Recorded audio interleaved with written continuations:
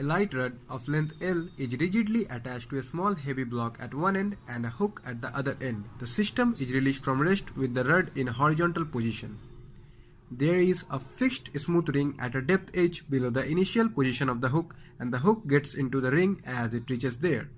What should be the minimum value of h so that the block moves in a complete circle about the ring?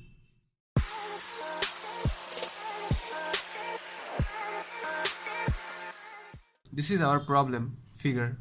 Here is block, here is rod of length L, here is the hook in the right side.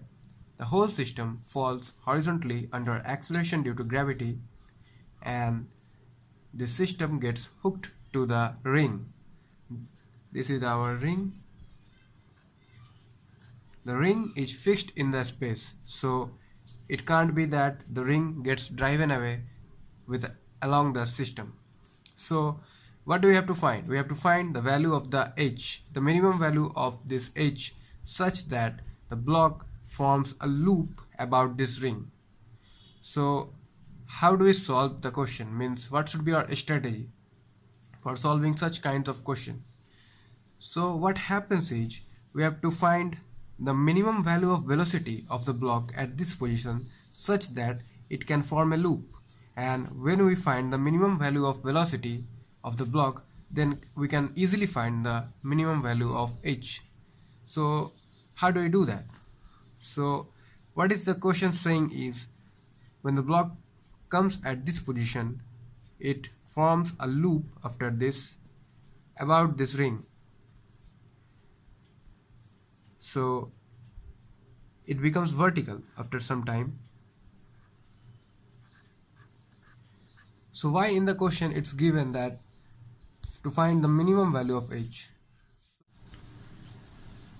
So we have to find that value of h that gives that value of velocity for this block, for which the block can be at this position, at least at this position, because when this block gets into this position, automatically it will fall and form a loop. So now we do it.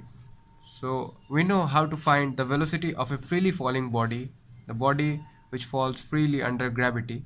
So that is v equal to under root 2gh, where h is the height by which the body is falling. Now we know the velocity of the block at this position in terms of h. We don't know h though, we have to find it, and the rod length is L. Now we apply conservation of energy between our initial position, let it be our initial position I, and let it be our final position F. So we apply our conservation of energy between this and this position.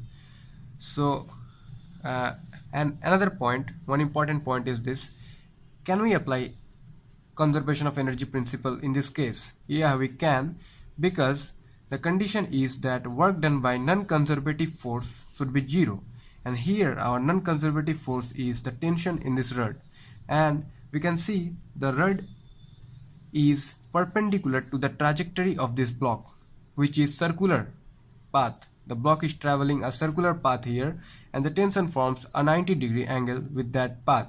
So every time the block moves, it's always a 90-degree formation with the rod. So that's why work done by the tension in the rod on the block is 0.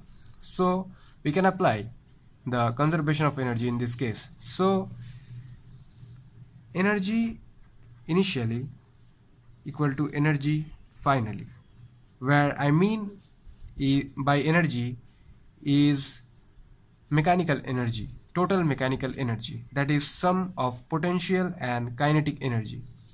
So let our initial position be our datum level as well. Datum level means let it be at height equal to 0 for consideration of potential energy, or you can call it a standard height relative to which all the potential energies are measured, because at the end of the day we know that we don't measure the exact or absolute value of potential energy, we just need to know the change. That's why it doesn't makes any difference that where do you fix this datum level. Here we are fixing it here at the initial position for simplicity in calculations. So we know the total mechanical energy is the summation of kinetic and potential energies. So kinetic energy at this initial point is half mva square as everywhere else also. So here we have v as root 2 gh at our initial point, so we can write it as half m. Let's say the block weighs, the mass of the block is m, to v square, that will give us 2gh, to 2gh square, it's 2gh, plus the potential energy at that point is 0 because we have fixed our datum line at this level, so it's 0, equal to our final total mechanical energy. The final total mechanical energy is to be measured at this point. So when the block goes at that point, it should have some velocity. Let's say it has some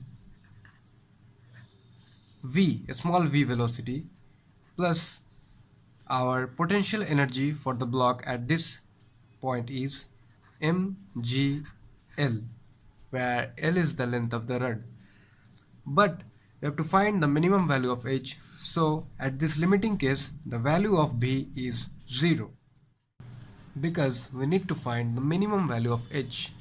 That's why our equation breaks down into, is 2 cancels, it's mgh equal to mgl. So we get our answer as h equal to L, or in other words, this body has to fall by the length of the rod itself for achieving the conditions to form a loop around the fixed ring. So guys, that's all for this video. Please press the like button if the video was helpful for you, and please subscribe if you want to solve more questions in physics with us. And goodbye for now.